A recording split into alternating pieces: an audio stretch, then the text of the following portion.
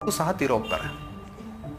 ಈ ರೀತಿ 2002ರಿಂದ 2016ರ ಈ 14 ವರ್ಷದ ಅವಧಿಯಲ್ಲಿ ಒಂದೇ ಕುಟುಂಬಕ್ಕೆ ಸೇರಿದಂತಹ ಈ 6 ಜನರು ಅನ್ಯಾಚುರಲ್ ಡೆತ್ಸ್ ಏನಿದೆ ಅದು ಕೇರಳದಲ್ಲಿ ತುಂಬ ಒಂದು ಅಚ್ಚರಿಯನ್ನು ಮೂಡಿಸಿದಂತಹ ಒಂದು ವಿಷಯ.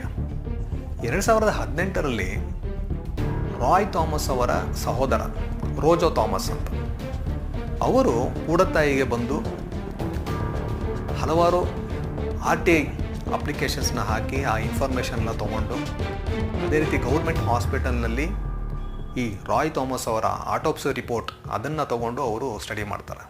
ಆ ರಿಪೋರ್ಟನ್ನು ನೋಡಿದಾಗ ಅವ್ರಿಗೆ ಒಂದು ಡೌಟ್ ಬರುತ್ತೆ. ಏನಂದರೆ ಜೋಲಿ ಜೋಸೆಫ್ ಅವರು ಏನು ಹೇಳಿರ್ತಾರಂದರೆ ರಾಯ್ ಥಾಮಸ್ ಮರಣ ಹೊಂದಿದ ದಿನ ಅವರು ಮಧ್ಯಾಹ್ನ 3:30ಕ್ಕೆ ಊಟ ಮಾಡಿದರು, ಅದರ ನಂತರ ಅವರು ಊಟ ಮಾಡಿಲ್ಲ ಅಂತ ಹೇಳಿರ್ತಾರೆ. ಆದರೆ ಈ ಆಟೋಪ್ಸಿ ರಿಪೋರ್ಟಲ್ಲಿ ರಾಯ್